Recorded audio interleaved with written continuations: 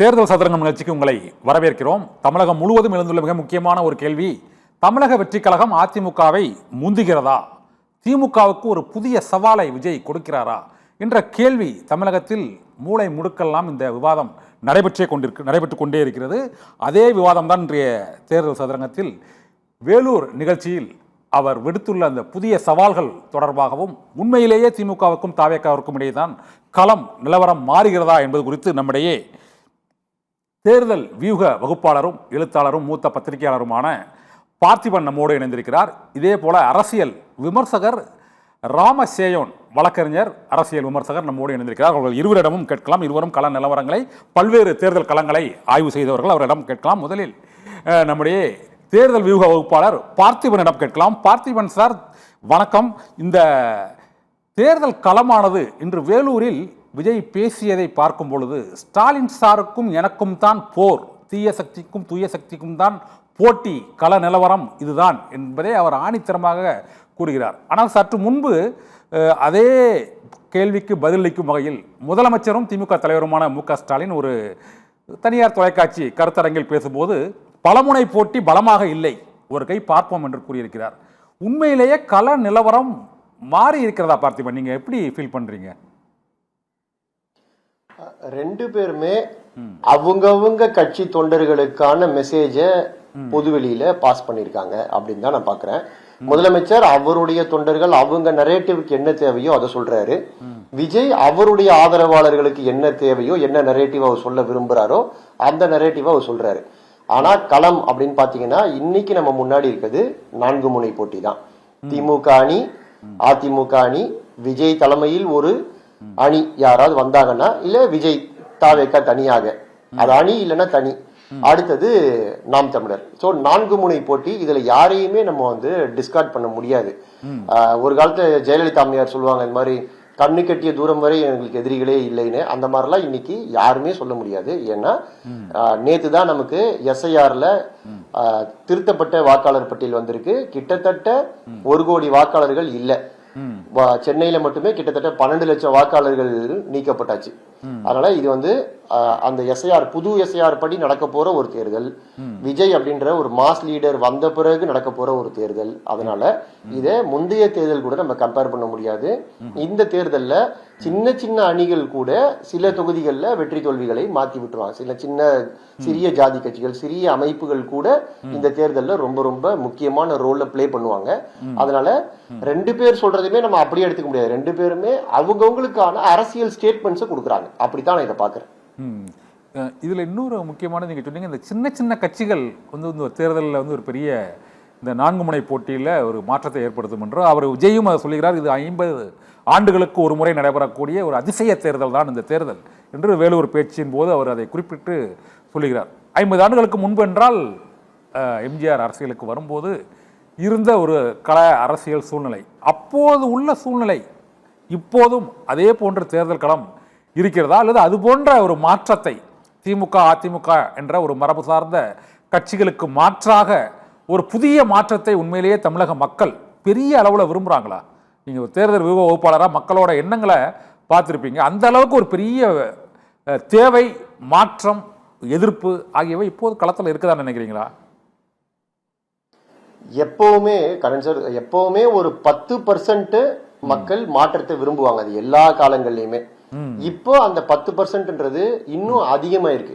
எப்ப யார் புதுசா கட்சி ஆரம்பிச்சாலும் கிட்டத்தட்ட 10% நெருக்கி வருவாங்க. நம்ம பாமக காலத்திலும் சரி, பாமக ஆரம்பிக்கப்பட்ட போது, மதிமுக ஆரம்பிக்கப்பட்ட போது, அப்புறம் விசிக, அதுக்கப்புறமா விஜயகாந்த் ஆரம்பிச்சு ஒரு கட்சியா ஒரு பெரிய போர்ஸா வந்த போது, எல்லாமே அதுக்கு ஒரு அளவு இருக்கு. அந்த அளவை தாண்டி அவங்களால மேல போக முடியாது தமிழ்நாடு அரசியல் களத்துல. ஏன்னா 2 பேரும் மாபெரும் அரசியல் ஆளுமைகள் இருந்தாங்க. ஜெயலலிதா, கருணாநிதி அப்படின்னு 2 ஆளுமைகள். ஜெயலலிதா அம்மையாரும் சரி, கலைஞரும் இருந்த போதும் 2 பேருமே மிகப்பெரிய ஆளுமைகள். அவங்களை தாண்டி ஒரு தேர்ட் ஃபோர்ஸ் வரதுன்றது ரொம்ப ரொம்ப கஷ்டமா இருந்தது. இன்னைக்கு அந்த மாதிரியான பெரிய ஆளுமைகள் இல்லாத ஒரு களமாக அது மாறி இருக்கு. இன்னைக்கு அப்கோர்ஸ் முதலமைச்சர் ஸ்டாலின் ஒரு ஆளுமையாக, பெரிய ஆளுமையா இருந்தாலும் அன்னைக்கு அந்த தலைவர்கள் பின்னாடி ஒரு கூட்டம் இருந்ததுல, தலைவர் என்ன சொன்னாலும் கரெக்ட்னு சொல்ற ஒரு கூட்டம். அது ஜெயலலிதா அம்மையார் பின்னாடியும் இருந்தது, கலைஞர் பின்னாடியும் இருந்தது. அந்த மாதிரியான ஒரு கூட்டம் இன்னைக்கு எடப்பாடி பழனிசாமி அவர்கள் பின்னாடியும் கிடையாது, மு.க. ஸ்டாலின் அவர்கள் பின்னாடியும் கிடையாது. இன்னைக்கான வாக்காளருடைய மனநிலை நிறைய மாறிடுச்சு. சோசியல் மீடியாலாம் வந்த பிறகு அந்த லார்ஜர் தன் அரசியல் தலைவர்களுக்கு இல்லாம போயிடுச்சு. ஸோ இப்போ இருக்கிற ஆடியன்ஸ், இப்ப இருக்கிற ஓட்டருடைய மனநிலை வேற. அதைத்தான் விஜய் ஒரு விதமா சொல்றாரு. 50 ஆண்டுகளுக்கு பிறகு நடக்கக்கூடிய தேர்தல் அப்படின்னா இந்த இப்ப கிட்டத்தட்ட ஒரு லெவல் பிளேயிங் கிரவுண்ட் மாதிரி ஆகியிருக்கு. அதனால திமுக அதிமுகவை தாண்டி அரசியல் செய்ய முடியாதுன்ற நிலைமை இன்னைக்கு மாறி இருக்கு. அதனால அந்த நிலைமையில நடக்க போற முதல் தேர்தல் அப்படின்றதுனால இதுல பலவிதமான ஆச்சரியங்கள் நமக்கு கிடைக்கலாம். ஓகே ஓகே பார்த்திபன், இந்த ஆச்சரியங்கள் என்னென்ன இருக்குன்னு சொல்லி நம்ம ராமசேவன், வழக்கறிஞர் ராமசேவன்கிட்ட கேட்கலாம். உண்மையிலேயே இந்த கள நிலவரமானது இப்போது திமுகவுக்கும் தாவேக்காவிற்கும் இடையே தான் அந்த போட்டி இருப்பதாக விஜய் ஒவ்வொரு மீட்டிங்லையும் அதை சொல்லிக்கிட்டே வர்றார். ஆனால் களத்தில் அதிமுக கிட்டத்தட்ட ஒரு 180 தொகுதிகளுக்கும் மேலாக எடப்பாடி பழனிசாமி பிரச்சாரத்தை முடித்துவிட்டு பாரதிய ஜனதா கட்சி என்ற மத்திய அரசோடு அங்கு வலிமையான ஒரு கூட்டணியையும் வைத்துக்கொண்டு அவர் இருக்கிறார். எதுவுமே இல்லாமல் ஃபஸ்ட்டு எலெக்ஷனு நான் நேராக திமுகவுக்கு தான் போட்டி, ஆட்சி மாற்றம் அப்படின்னு அவர் சொல்கிறாரு. இதை நீங்கள் எப்படி பார்க்குறீங்க? அதை வணக்கம். விஜயை பொறுத்தவரையும் கடந்த 2 ஆண்டுகளாக விஜய் கடந்து வந்த அரசியல் பாதையை பார்த்தீங்கன்னா ஒரு மாய வலையில் தான் அவர் இருக்கார். நடப்பது என்ன, நிஜம் என்ன என்பது தெரியாமல் இன்னும் சினிமா உலகத்திலே நிழலிலே சஞ்சரிக்கிறார். உண்மையிலே ரியல் பிளே ஃபீல்டு என்னங்கிறது அவருக்கு தெரியல. தமிழகத்தை பொறுத்தவரை 1977 முதல் கடந்த 50 ஆண்டுகளாக 2 கட்சிகளுக்கு இடையே தான் போட்டி. ஆனால் இந்த தடவை தான் அதிசய தேர்தல்ங்கிறாரு. அதிசயம்லாம் ஒன்றும் நிகழப்போவதும் இல்லை. இந்த கிரௌடை பார்த்துருக்கீங்களா? கிரௌடுங்கிறது இல்லை, இந்த அளவுக்கு ஒரு பெரிய வெறித்தனமான கிரௌடு. 41 பேர் இறந்ததுக்கு அப்புறமும் சொல்கிறேன். உங்களுக்கு சிம்பிளாக சொல்லணும்னா கடமை, கண்ணியம், கட்டுப்பாடு, அது தாவாக்கள் தட்டுப்பாடு, தமிழக வெற்றி கழகத்தில் தட்டுப்பாடு. என்ன காரணம்னா இன்னைக்கு காலைல கூட பார்த்தேன், இந்த லைவை பார்த்தேன். அந்த தடுப்புகளை உடைத்து கொண்டு ஓடுகிறார்கள். 4900 பேருக்கு அனுமதி வழங்கப்பட்டிருக்கிறது. ஆனால் பாஸ் இல்லாதவர்கள் எல்லாம், QR கோடு பாஸ் இல்லாதவர்கள் எல்லாம் ஓடுகிறார்கள். அது என்னன்னா விஜயை பார்க்க வேண்டும். விஜய் எப்படி இருக்கிறார், என்ன கலர் சட்டை அணிந்திருக்கிறார், என்ன வாட்ச் போட்டிருக்கிறார், அந்த மாதிரி அது ஒரு சினிமா வெறித்தனம். அது வாக்காக மாறாது. ஏன்னா தமிழ்நாட்டை பொறுத்தவரை எம்ஜிஆர் கதை வேற. செஞ்சு ஒன்னு மட்டும் ஞாபகம் வச்சுங்க, அரசியல் வரலாற்றுல ஒரு எம்ஜிஆர் தான் இருக்க முடியும், பல எம்ஜிஆர் வர முடியாது. என்ன காரணம்னா எம்ஜிஆர் கட்சி தொடங்குவதற்கு முன்பே கிட்டத்தட்ட 1972 அதிமுக தொடங்குறார். ஆனால் அவருடைய அரசியல் பயணம் 1957 திமுக 15 ஆண்டுகள் பல்வேறு பொறுப்புகள், கடைசியா பொருளாளர், அவர் கடைசியா நீக்கக்குள்ள பொருளாளராக இருக்கார். 15 ஆண்டுகள் திமுகவுடன் பயணித்து பேரறிஞர் அண்ணா, கலைஞர், நாவலர் இவருடன் பயணித்து அரசியலை கற்றுக்கொண்டு ஒரு கட்சியை ஆரம்பிக்கிறார். அவரால் வெற்றி பெற முடிந்தது. ஆனால் விஜயை பொறுத்தவரை 30 ஆண்டு கால சினிமா வரலாறு இருந்தாலும் 2 வருட அரசியல் அனுபவம், அதுலேயும் 2 வருடத்திலும் அவர் இன்னும் அதாவது ஒவ்வொரு காலகட்டத்திலும் அரசியல் தலைவர்கள் தங்களை பக்குவப்படுத்திக் கொள்வார்கள். ஒவ்வொரு சம்பவமும் அவர்களை பக்குவப்படுத்தும். ஆனால் விஜயை பொறுத்தவரை கரூர் சம்பவத்துக்கு பிறகு கூட பக்குவம் இல்லாமல், ஒரு அரசியல் முதிர்ச்சி இல்லாமல் பேசுகிறார். ஒரு முதலமைச்சரை நீங்க சொல்றது எல்லாமே திமுக ஆதரவாளர்கள் சொல்லக்கூடிய ஒரு விமர்சனமா தான் இருக்கு. திமுக ஆதரவாளருங்கிறதுக்காக நான் சொல்லல. அதாவது ஒரு முதலமைச்சர் யார் வேண்டுமானாலும் முதலமைச்சராக இருக்கலாம். அந்த respect the chair and not the person பாங்க ஆங்கிலத்தில். அந்த பதவியை நாம் மதிக்க வேண்டும். கிட்டத்தட்ட 5 கோடி மக்கள் கூடி தேர்ந்தெடுக்கக்கூடிய ஒரு தலைவரை, இன்றைக்கு இந்தியாவே உற்று நோக்கக்கூடிய ஒரு அரசியல் தலைவரை, ஒரு 50 ஆண்டுகளுக்கு மேலாக ஒரு அரசியல் அனுபவம் வாய்ந்த தலைவரை முதல்ல அங்கிள்ங்கிறது, அப்புறம் முத்துவேல், கருணாநிதி, ஸ்டாலின் அப்படின்னு சொல்லிட்டு ஒரு கேப் சாருங்கிறது, அப்புறம் பவள விழா பாப்பாங்கிறது, இதெல்லாம் ஒரு அரசியல் அதான் அரசியல் முதிர்ச்சியின்மையை காட்டுது. இன்னைக்கு இன்னொன்னு சொல்லியிருக்காரு, அதாவது கல்லாப்பட்டி கூட்டணி அறிவாலயம் பக்கம் போறவங்களெல்லாம் கூப்பிட்டுக்கிறாருன்னு. அந்த மாதிரிலாம் இல்லை. இன்றைக்கு தமிழக அரசியல் களம் எப்படி இருக்குன்னா, திமுக 7வது முறையும் திரு முத்துவேல் கருணாநிதி ஸ்டாலின் 2வது முறையும் முதலமைச்சராக பதவியேற்கிறாருங்கிறதுல எந்த விதமும் இல்லை. போட்டியே 2வது இடத்துக்கு தாவாக்காவா அதிமுக தான் போட்டி நடக்குது. முதலிடம் ஏற்கனவே முடிவாகி விட்டது. என்ன காரணம்னா டைம் இருக்கு சார். 2வது இடத்துக்கு வந்தாருன்னா டக்குன்னு முதல் இடத்துக்கு இல்ல. இந்த 5 ஆண்டு கால ஆட்சியில நலத்திட்டங்கள் அடையாத இல்லங்களே இல்லைங்கிற ஒரு சூழல். ஒவ்வொரு வீட்டிலும் ஒரு பயனாளி இருக்கிறார். அது மட்டுமல்ல, கூட்டணி பலமாகி கொண்டிருக்கிறது. போன கூட்டணி இல்ல, அந்த அரித்மெட்டிக் கணக்கு எல்லாமே எடுபடாத இந்த தேர்தல் அப்படின்னா விஜயோட ஒவ்வொரு சேலத்திலையும் ஸ்பீச் இங்கே ஸ்பீச். ஒரு கவுன்சிலராகவோ ஒரு எம்பியாகவோ ஒரு எம்எல்ஏவோ கூட ஆவாத விஜய் எடுத்தவுடன் முதலமைச்சர் என்றால் அது விக்ரமன் படம் பார்த்திருக்கீங்களா? விக்ரமன் இயக்குனர் விக்ரமன் எடுத்த படத்தை பார்த்தீங்கன்னா முக்காவாசி ஒரு படத்துல எல்லாம் ஒரு பாட்டிலே அவன் வந்து பெரிய தொழிலதிபர் ஆயிடுவான், ஒரு பாட்டிலே ஐஏஎஸ் ஆஃபீஸர் ஆயிடுவாங்க, ஒரு பாட்டிலே அமைச்சர் ஆயிடுவாங்க. அந்த மாதிரி விஜய் நினைச்சுக்கிட்டு இருக்காரு. இன்னும் அதான் சொல்றேன்ல, 30 வருஷம் பாட்டு படிச்சிருக்காரு சார். 30 வருஷம் பாட்டு படிச்சிருக்காரு அவர். நாளைய தீர்ப்புல இருந்து இப்போ ஜனநாயகன் வரை. படம் அதான் சொல்றேன்லங்க, படம் வேற. படம் தான் ஜெயிக்கும்னு சொன்னா இன்னைக்கு நடிகர் திலகம் சிவாஜி எம்ஜிஆருக்கு அப்புறம் முதலமைச்சர் ஆயிருக்கணும். அவரால் அவருடைய வாழ்நாளில் 89 வந்து திருவையாறு சொந்த ஊரில் சொந்த தொகுதியில் நிற்கக்குள்ள துரை சந்திரசேகரன் என்ற 25 வயது நிரம்பிய ஒரு அந்த தொகுதியிலே அறியப்படாத ஒரு இளம் வழக்கறிஞரிடம் தோல்வி பெறார். அதனால சினிமாவில் யாருமே ஜெயிக்கல. பாக்கியராஜ் ஜெயிக்கல, கார்த்திக் ஜெயிக்கல, எந்த நடிகருமே ஜெயிக்கல. எம்ஜிஆர் மட்டும் விதிவிலக்கு. அந்த விதிவிலக்காக விஜய் முயற்சி எதிர்கட்சி தலைவராக விஜயகாந்த் மாதிரி எதிர்கட்சி தலைவர் அதுவும் ஆகிறதுக்கு வாய்ப்பு இல்லை. இப்போ அவர் அதுதான் சொல்றேன். இப்போ நிறைய இப்போ எடுத்தக்கூடிய பல்வேறு விதமான இந்த அரசியல் நோக்கர்கள் சில பல்வேறு கருத்து கணிப்புகளில் கிட்டத்தட்ட பாதிக்கும் 234 தொகுதிகளில் ஒரு 50-100 தொகுதிகளில் 2வது இடத்தை நோக்கி விஜய் வந்து அந்த 20% 30% என்று கொஞ்சம் ஒரே ஒரு விஷயம் சொல்றேன். விஜயால அவருடைய மாவட்ட செயலாளர்கள் யாரு, எந்தெந்த மாவட்டம், எவ்வளவு மாவட்டம் தமிழ்நாட்டில் இருக்கு, எந்தெந்த மாவட்ட செயலாளர் பேரை சொல்லுங்க. நாளையிலேருந்து நான் அரசியல்லேருந்து விலகிறேன், இந்த மாதிரி விவாத மேடையில் கலந்துக்கிறத விட்டுடுறேன்னா அவருக்கு முதல்ல அவருடைய மாவட்ட செயலாளர் யாருன்னே தெரியாது. அவங்களே 30 நாள் 40 நாளைக்கு ஒரு தடவை பார்க்குறாங்க. அவர் என்னமோ வந்து நான் ஆட்சிக்கு வந்தால் கிராமந்தோறும் செல்வேன்கிறாரு. வீட்டுக்கு வீடு கிராமம் அனுமதிக்கிறதே இல்லையா? வீட்டுக்கு விஷயம் சார்ட்டர்டு ஃபிளைட்டை விட்டுட்டு பேசஞ்சர் ஃபிளைட்ல முதல்ல அவரை வர சொல்லுங்க ஒரு ஊருக்கு. இன்னைக்கெல்லாம் கார்ல தான் சார் போனாரு. இன்னைக்கு கார்லயே போனாரு. வேலூர் வர ரொம்ப 2-3 கார்ல மாறி மாறி போனாரு. கார்ல மாறி ஏன் மாறி போனோம்? கொஞ்சம் மக்கள் கூட்டம் அதிகமா இருக்கு, சுத்தி போடுறாங்க. அதாவது கூட்டத்தை கண்ட்ரோல் பண்ண முடியல சார். வெஸ்ட் பெங்கால்ல கல்கட்டால ஒரு போட்டிக்கு ஒரு கால்பந்து வீரர் வந்தாராம். ஒரு போன மாசம் வந்தாரு, மெர்சி வந்தாரு. ஆமா, அப்போ கூடின கூட்டம். இப்போ மெர்சி வந்து மேற்கு வங்கத்தோட முதலமைச்சர் ஆயிடுவாரா? சொல்லுங்க. கூட்டம் மட்டும் முடிவு பண்ண முடியாது. கூட்டம் வந்து வாக்காக மாறாது. அது மட்டும் ரொம்ப காலமா சொல்லிட்டு இருக்காங்க சார். அவருடைய கூட்டம் பாத்தீங்கன்னு வச்சுங்களேன், அதுக்கு ஒரு பேர் வச்சிருக்காங்க, தற்கூரி கூட்டம்னு. என்ன காரணம்னா ஆச்சரியக்குரிய ஆகுதுன்னு சொல்லிட்டாரு. ஆகாது, ஆச்சரியக்குரிய ஆகாது, அதிசயக்குரிய ஆகாது, ஏமாற்றக்குறி தான் ஆகும். யாருக்கு சார்? விஜய்க்கு தான். ஏன்னா எனக்கு என்ன பயமா இருக்குன்னா, பைத்தியம் முத்தி போச்சு. அது எங்க போய் முடியும், தனிப்பட்ட முறையில் எங்க போய் முடியும்னு தெரியல. அதாவது விமர்சனம் பண்றது அரசியல்ல நாகரிகமா இருக்கணுங்க. ஒரு கொள்கையை விமர்சனம் பண்றதோ, ஒரு தலைவரை விமர்சனம் பண்றதோ, ஒரு கூட்டணியை விமர்சனம் பண்றதோ, அது என்ன கல்லாப்பட்டி கூட்டணின்னு சொன்னா என்ன அர்த்தம்? என்ன அர்த்தம்? கொள்கைக்காக சேரக்கூடிய கூட்டணி காங்கிரஸ், விசிக, மதிமுக, கம்யூனிஸ்ட், இந்திய யூனியன் முஸ்லீம் லீக் எல்லாம் சமூக நீதியை நோக்கி பயணிக்கக்கூடிய ஒரு கூட்டணியை அறிவாலயத்தில் போற வரவங்களெல்லாம் தலைவர் சேர்க்கிறாரு அப்படின்னு சொல்லியிருப்பாரோ?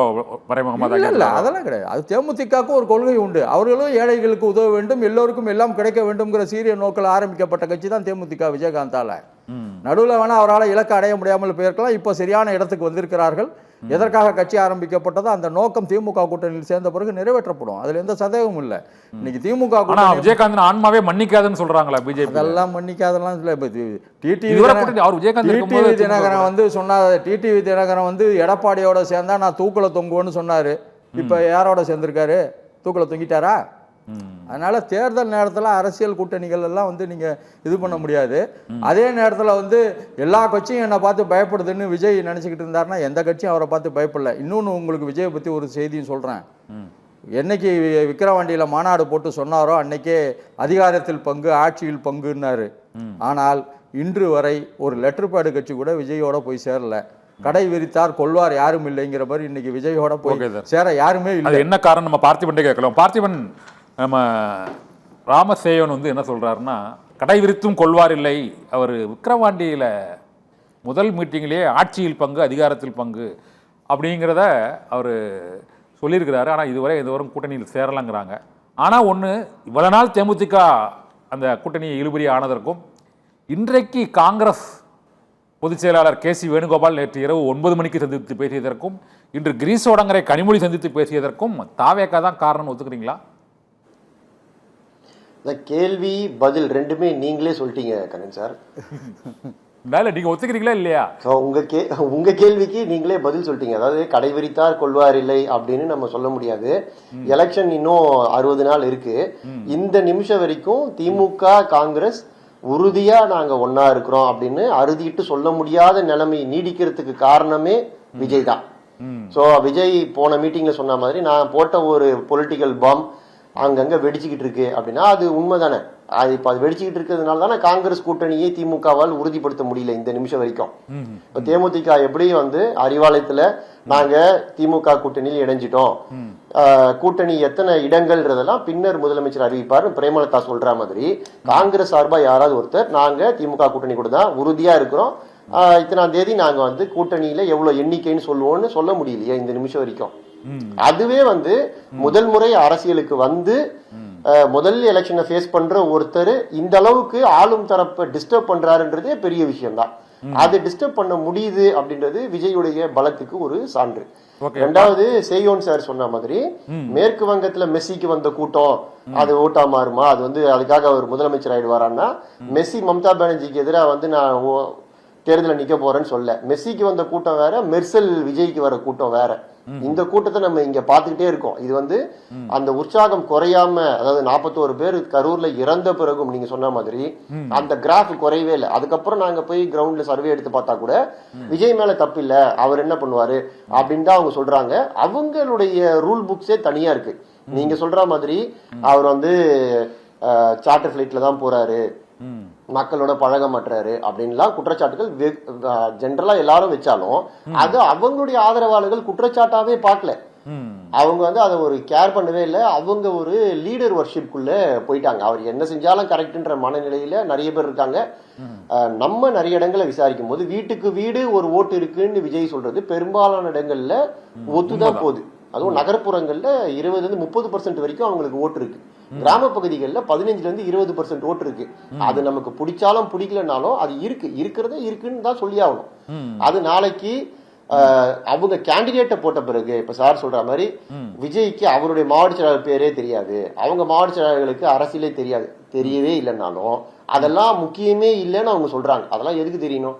விஜய் ஓட்டு போட சொல்றாரு, இன்னைக்கு மெசேஜ் அவர் பாஸ் பண்றாரு, விசில் சின்னத்துல ஓட்டு போடுங்க, எலெக்ஷன் அன்னைக்கு ஸ்விட்ச் ஆஃப் பண்ணுங்க இந்த இல்ல. அது சில இந்த சட்டமன்ற தேர்தலை பொறுத்தவரை ஓட்டு தான், அதை போய் விசில் சின்னத்துல போடுங்க அப்படின்னு சொல்றாரு. இந்த மெசேஜ் ஆர்கானிக்காவே சோசியல் மீடியால மெயின் ஸ்ட்ரீம் மீடியாலையும் கடைக்கோடி தமிழர்கள் வரைக்கும் போய் சேர்ந்துருது. அந்த மெசேஜ் அவங்க ரிசீவ் பண்ணிக்கிறாங்க. அது எவ்வளவு பேர் ஓட்டு போட போறாங்கன்றது தான் நம்ம பார்க்கணும். ஓகே பார்த்திபன், நானா நீங்க சொல்றதுல இன்னொன்னு, அவர் இந்த மாவட்ட செயலாளர்கள் பேர் தெரியாதுனார நீங்க இந்த வேட்பாளர்கள் தெரிய வேண்டியதில்லை, இந்த சோசியல் மீடியாலே அது பேருக்கிறீங்க. கிராமப்புறங்கள் வரை அவருக்கு ஒரு 15% வாக்கு வங்கி இருக்கு. நீங்க இப்ப திமுகவுக்கும் அதிமுகவுக்கும் அதை பிரச்சாரம் பண்ணி மக்கள் கிட்ட கொண்டு போய் சேர்க்க வேண்டிய பணி அந்த கட்சியில் இருக்கக்கூடிய நிர்வாகிகளுக்கும் அவங்க தொண்டர்களுக்கும் இருக்கு. இங்க அப்படி ஒரு பணியே தேவையில்லை. அதைத்தான் விஜய் போன முறை மீட்டிங்ல சொன்னது, எங்களுக்கு கூட்டணி பலம் தேவையில்லை, அரித்மெட்டிக் அலையன்ஸ் மத்தவங்க நம்புறாங்க, எங்களுக்கு அது தேவையில்லை. ஓட்டுக்கு பணம் கொடுக்க வேண்டிய தேவை திராவிட கட்சிகளுக்கு இருக்கு, அதுவும் எங்களுக்கு தேவையில்லைன்னு சொல்றாரு. இது ரெண்டுமே எங்களுக்கு தேவையில்லை அப்படின்னும் போது அவங்களை எப்படி நீங்க இதே தட்டுல வச்சு எடை போட முடியும்? ஓகே, ஆனா 20 வயசுல இருந்து அந்த 40 வயசு வரை உள்ளவங்க மட்டும்தான் நீங்க சொல்ற அந்த பெர்சன்டேஜ்க்குள்ள வருவாங்க. இந்த 40 வயசுக்கு மேல விஜய்க்கு ஆதரவு இல்ல. இதுல எனக்கு ஒரு மாற்று கருத்து இருக்கு. என்னன்னா யங்ஸ்டர்ஸும் இந்த இதுக்குள்ள வராங்க. நிறைய பெரியவங்க கூட இந்த சின்ன பசங்க அவங்க அப்பா அம்மாவை விஜய்க்கு தான் ஓட்டு போடணும்னு கம்பல் பண்ணி கேன்வாஸ் பண்ணி ஓட்டு போட வைக்கிற விஷயங்களையும் நம்ம நிறைய இடங்கள்ல பார்க்க முடியுது. 50-55 வயசுல இருக்கவங்க கேட்டா கூட பெண்கள் என்ன சொல்றாங்க, நான் விஜய்க்கு ஓட்டு போட போறேன். ஏங்க ஓட்டு போட போறீங்க அப்படின்னா, இல்ல என் பொண்ணு ஓட்டு போட சொல்றா, என் பையன் விஜய்க்கு தான் ஓட்டு போடணும்னு சொல்றான், அதனால நான் ஓட்டு போட போறேன் அப்படின்னு சொல்றதெல்லாம் கூட நாங்க தினசரி எங்களுடைய சர்வேக்கள்ல நாங்க எடுக்கிற பேட்டிகள்ல பாக்குறோம். அதனால அதை நம்ம 5000 ரூபாய் சுருக்க முடியாது. 5000 ரூபாய் போட்டதுக்கு அப்புறமா, ஆமா 5000 பிறகும் 5000 ரூபாய் திமுகவுக்கு பெரிய அளவுல உதவி இருக்கு. ஆனா 5000 ரூபாய் போட்டதுனாலயே பெண்கள் எல்லாரும் திமுகவுக்கு ஓட்டு போட்டுருவாங்கன்னு நம்ம உறுதியா சொல்ல முடியாது. இல்ல, அதுக்கப்புறம் லேசா அந்த விஜய் ரசிகைகள் மற்றும் இந்த நீங்க சொல்ற அந்த 50 வயசுக்கு மேற்பட்ட 40 வயசுக்கு மேற்பட்ட குடும்ப தலைவிகள் பெண்கள்கிட்ட இந்த 5000 ரூபாய் அக்கௌண்ட்ல விழுந்ததுக்கு அப்புறம் ஒரு சேஞ்ச் ஓவர் இருப்பதா பொதுவா சொல்றாங்க. அது அந்த அந்த சேஞ்ச் ஓவர் ஒரு பாதிப்பு ஏற்படுத்தும்னு நினைக்கலையா நீங்க? 5,000 விஜய் ரசிகர்கள். அது நம்ம நம்பர் சொல்ல முடியாதுங்க. அதாவது உறுதியா இந்த 5,000 போட்டதுனால இத்தனை ஓட்டு வருது அப்படின்னு உறுதியா சொல்ல முடியாது. அந்த 5,000ன்றது பெண்கள் ஓட்டு திமுக விட்டு வெளியில போயிடாம தடுக்கிறதுக்கு உதவி பண்ணுமே தவிர ஒட்டுமொத்த பெண்கள் ஓட்டையும் வாங்கிட்டு வந்துரும் அப்படின்னு நம்ம எதிர்பார்க்க முடியாது. ஓகே பார்த்துப்பா, நம்ம ராமசேகன் கேட்கலாம். ராமசேகன் சார், நீங்க வந்து இந்த கூட்டம் மற்றும் அவருக்கு விஜய் மீதான ஒரு ஒர்ஷிப், விஜய் என்ன சொன்னாலும் நாங்கள் அவரை ஏற்றுக்குவோம் அப்படிங்கிற ஒரு மனநிலை தமிழகம் முழுவதும் இப்போ நம்ம பார்த்திபன் சொன்ன மாதிரி வீட்டுக்கு வீடு அந்த வீட்டில் உள்ள திமுக அதிமுகவோட ஒரு கட்சி தலைவர்களோட பேரன் பேத்திகள், ஒரு யங் ஸ்டேஜில் உள்ள இப்போ நம்ம சபாநாயகர் தனபாலோட பையனே லோகேஷ் ரவிச்சந்திரன் அங்கே போய் சேர்ந்துருக்கிறார், தாவேக்கால போய் சேர்ந்துருக்கிறார். இது போல் பல கட்சிகள்லையும் அந்த இளைஞர்கள் ஓரளவு வந்து அந்த குடும்பத்தை கன்வின்ஸ் பண்ணுறாங்க அப்படிங்கிறது இதுவரை தமிழக அரசியல் களத்தில் இல்லாத ஒன்று. ஒரு சகோதர சகோதரிகளோ அல்லது ஒரு இளம் வயது வாக்காளர், ஒரு 20 வயசு பையன் தாத்தா போய் தாத்தா இந்த தடவை விஜய்க்கு தான் நீங்கள் போடணும், திமுக அதிமுகவுக்கே போட்டு என்ன பண்ணிட்டீங்கன்னா, திமுக அதிமுகவில் பாதிக்கப்பட்ட அந்த கட்சிக்காரங்க எல்லா இடத்துலையுமே இருக்கிறாங்க. ரொம்ப காலமாக திமுகலையே வேலை பார்த்து நேற்று கட்சிக்கு வந்தவங்க, பண முதலைகள், தொழிலதிபர்களுக்கு சீட்டு கொடுப்பது வந்து திமுகவிலையும் இது தொடர் கதையாக இருக்குது. அதிமுகவிலையும் கடந்த எம்பி தேர்தல் கூட நம்ம பார்த்தோம், கான்ட்ராக்ட்காரங்களுக்காக ஃபுல்லாக எம்பி சீட்டு கொடுத்தாங்க. இது போன்ற ஒரு சலிப்புத்தன்மையால் திமுக அதிமுகவுக்கு மாற்று வேண்டும் என்று கூறுகிற ஒரு 30% பேர் எப்பவுமே இருக்கிறாங்க. அது மொத்தமாக தாவேக்காக போயிடும் அப்படிங்கிற கருத்து வலுவடைஞ்சுக்கிட்டே இருக்குது. நீங்கள் பழைய அரசியல் முறை, பழைய தெருமுனை கூட்டம், பழைய கொள்கை சித்தாந்தங்கள், அந்த கொள்கை சித்தாந்தங்கள் எதுவும் பெரிய அளவில் அவர் எதிர்க்கலை. இவர் எதிர்க்கிறது ஊழல், லஞ்சம் மற்றும் இவர்களுடைய அந்த அதிகார துஷ்பிரயோகம். அவர் சொல்கிறார், அது இருக்காலையான்னு தெரியல, அவர் சொல்கிறது அதை எதிர்க்கிறார். அந்த பாதிப்பு ஓரளவு இருக்குன்னு நினைக்கிறீங்களா? இதில் வீட்டுக்கு வீடு ஒரு விஜய் ரசிகர் இருக்காங்கிறத நான் கடுமையாக பாதி வீட்டுக்கு ஒரு என்ன காரணம்னா, விஜய் நடித்து வெளிவந்த படங்களில் வீட்டுக்கு வீடு ஒரு ரசிகர் இருந்திருந்தால் அனைத்து படங்களும் சூப்பர் ஹிட்டாக இருக்கணும், அனைத்து படங்களும் வெள்ளி விழா கொண்டாடின படமாக இருக்கணும். அதனால் வீட்டுக்கு வீடு விஜய் ரசிகர்கள் இருக்காங்கங்கிற ஒரு மாயையை மீடியா கிரியேட் பண்ண வேண்டாம்னு கேட்டுக்கிறேன். ஒன்று. ரெண்டாவது, அவருக்கு கூட்டணிலாம் தேவையில்லை, தனிப்பட்ட முறையிலே ஜெயிப்பார் விஜய் சொன்னார் அப்படின்னு சொல்லி பார்த்திபன் சொன்னார். கூட்டணியே வேண்டாங்கிறவர் ஏன் அதிகாரத்தில் பங்கு ஆட்சியில் பங்குலாம் கேட்குறாரு சொல்லுங்க. இல்லை அது ஏன்னா விஜயால எந்த கட்சிக்கும் எனக்கு கூட்டணி தேவையில்ல, நான் சிங்கிளா நின்று சிங்கிளா ஜெயிப்பேன்னு சொன்னாரா? விக்கிரவாண்டியில் அப்படியா சொன்னாரு? ஆட்சியில பங்கு அதிகாரத்தில் பங்கு அரவணைச்சு போகணும்னு அரவணைக்கல, ஆட்சியில் பங்கு அதிகாரத்தில் பங்குன்னாரு. ஒருத்தரும் வரவே இல்லை. அப்புறம் என்ன செய்யறது? உங்களுக்கு அந்த இந்த நரி திராட்சை கதை தான். சீச்சி இந்த பழம் புளிக்குங்கிற மாதிரி கூட்டணி எனக்கு புளிக்குது. ஏன் கூட்டணி புளிக்குது? ஒருத்தவனும் கூட்டணிக்கு வரல, கூட்டணி புளிக்குது. அடுத்ததாக அவரு நாங்கள் இணைந்து ஒரு திமுகவை ஆட்சியை வீழ்த்தக்கூடிய கட்சிகளோடு ஒருங்கிணைப்போங்கிறார். எந்த கட்சியும் சொல்லல அவர். இல்லை, இன்னொன்று பார்த்திபன் சொல்றாரு, இன்னும் 60 நாட்கள் தேர்தலுக்கு இருக்கு, அதனால கட்சியெல்லாம் வருவாங்கங்கிறாரு. எந்த கட்சி வரப்போகுது? காங்கிரஸ் தெளிவாக சொல்லிட்டாங்க திமுகவோட தான் கூட்டணின்னு. அஃபிஷியலாக பேச்சுவார்த்தை தொடங்கிட்டாங்க. எத்தனை சீட்டுங்கிறது தான் முடிவு பண்ணணும், எந்த தொகுதி தான் முடிவு பண்ணணும். இந்த சூழலில் எந்த கட்சியும் தவாகாவுடன் கூட்டணி சேருவதற்கு விரும்பவில்லை, வரப்போவதில்லை. ஆனால் காங்கிரஸ் உண்மையிலேயே அஃபிஷியலாக நடத்திட்டு இருக்காங்களா? ஆமாம். கிரீஸ் வடங்கர் கனிமொழிட்ட பேசுறாரு, கேசி வேணுகோபால் இரவு 9 மணிக்கு மேலே வந்து இல்லை அவர் வீட்டில் போய் அதாவது முதலமைச்சர் எப்போ நேரம் கொடுக்குறாரோ அப்போ தான் வர முடியும். அவர் டெல்லியிலேருந்து வந்து பேசுகிறாரு. இத்தனை மணிக்கு காலையில் 10 மணிக்கு பேசினா அது அஃபிஷியல், ராத்திரி 9 மணிக்கு பேசினா அன்அஃபிஷியல்னு ஏதாவது இருக்கா? ஒன்றும் கிடையாது. அதனால காங்கிரஸ் திமுக கூட்டணி வலுவாக இருக்கிறது. திமுக கூட்டணியில் புதிதாக தேமுதிக மக்கள் நீதி மையம்லாம் சேர்ந்துருக்கு. போன சட்டப்பேரவை தேர்தலில் மக்கள் நீதி மையம் நம்மகிட்ட இல்லை, வலுவாக இருக்கு. ஓவர் லக்கேஜ் அந்த இன்ஜின் ரொம்ப வேகம் எடுக்காதுன்னு சொல்றாங்களா? அதாவது உங்களுக்கு எப்பயுமே 2 கட்சி வெளில போச்சுன்னா வீக் ஆயிட்டுன்னு சொல்லுவீங்க, 2 கட்சி கூட சேர்ந்ததுன்னா ஓவர் லக்கேஜ்னு சொல்லுவீங்க. எப்படியாவது திமுகவை வீழ்த்தணும்னு நினைக்கிறவங்களுக்கு அது இப்படி தோணும். ஆனால் இன்றைக்கு திமுக வலுவாக இருக்கு. அது மட்டும் இல்லை, கிராமப்புறத்தில் 15% ஆதரவு இருக்கு விஜய்க்கு, நகர்ப்புறத்தில் 30% இருக்குன்னா எத்தனை மக்களை சந்திச்சிங்க? யார் முறையாக சர்வே எடுத்தா 10 பேர் யாராவது ஒருத்தர் சொன்னா பரவாயில்ல, எல்லாருமே சொல்றாங்க. இந்த ஒரு பானை சோத்துக்கு ஒரு சோறு பதங்கிறது இதுல சர்வேல எடுப்படாது, நல்லா தெரிஞ்சுங்க. ஒரு தேர்தலை விஜய் சந்தித்த பிறகுதான் விஜய்க்கு எவ்வளவு ஆதரவுங்கிறத நம்ம வந்து டிக்ளேர் பண்ண முடியும். ராமசேகரன் சார், உங்களுக்கு தெரிஞ்ச நண்பர்கள் அவரோட குடும்பத்துல விஜய் ரசிகர்கள் எவ்வளவு பேர் இருக்கிறாங்க? உங்களுக்கு உண்மையா சொல்லுங்க. நீங்க உண்மையா சொல்லுங்க. உண்மையா சொல்றேன். இன்னைய தலைமுறைக்கு விஜய் வந்து ஓல்டு ஆக்டர். ஓல்ட் ஆக்டரா?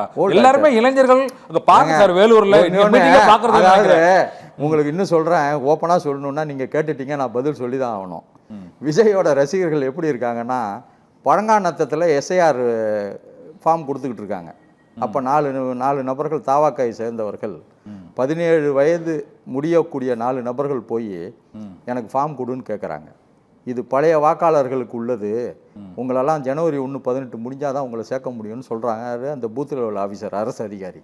சொல்லக்குள்ள இல்லை நீங்கள் தாவாக்கா நாங்கள் விஜய்க்கு ஓட்டு போடுறதை தடுக்கிறீங்கன்னு சொல்கிறாங்க. அதே போல் இன்னொரு அம்மா என்ன சொல்லுதுன்னா, நான் என் புள்ள 2.5 மணி நேரம் வெயிலில் நிற்கிறது, அதை விட நான் விஜயை பார்த்தது தான் பெருமையாக நினைக்கிறேன். என் புள்ள வெயிலில் குழந்தை 2.5 வயசு குழந்தை பெருசு இல்லைங்க. அது பார்க்கறது ஓட்டா மாறாதுங்க, பார்க்கறது ஓட்டா மாறாது. தயவு செஞ்சு ஒன்று நினைச்சிங்க, கூடுகின்ற கூட்டம் 2011 வடிவேலு திராவிட முன்னேற்ற கழகத்துக்காக பிரச்சாரம் பண்ணார்.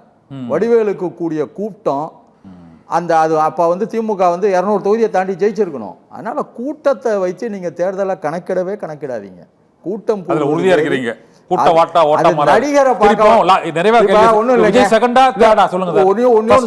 ஒன்னு சொல்றாங்க, நாளைக்கு காலையில 10 மணிக்கு உங்க ஸ்டுடியோக்கு நயன்தாரா வராங்கன்னு ஒரு செய்தி வருதுன்னு வச்சுங்க, கூட்டம் எத்தனை வரும்? இல்ல அது நயன்தாரா வர்றது, மெஸ்ஸி வர்றதெல்லாம் அவங்க அரசியலுக்கு வராங்களா? நீங்க உங்க ஆபீஸ்க்குள்ள வர முடியாது, உங்க தெரு உள்ள வர முடியாது. இப்போ எவ்வளவு கூட்டம் இருக்கும்?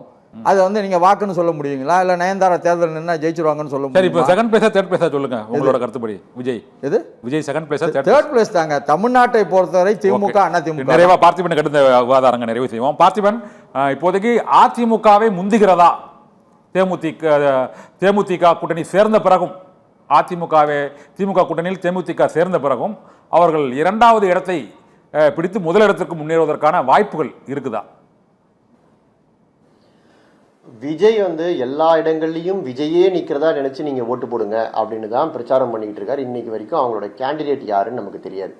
சோ நமக்கு உறுதியா தெரிஞ்ச திமுக அணியும் அதிமுக அணியும் தான். இல்ல அதான் அதிமுக அணியும் தான். அப்படி பார்க்கும்போது விஜயை பொறுத்த வரைக்கும் யார் எந்த தொகுதியில பலமா இருக்காங்களோ அவங்களுக்கு தான் அவரு பலத்த சேதாரத்தை ஏற்படுத்துறாரு.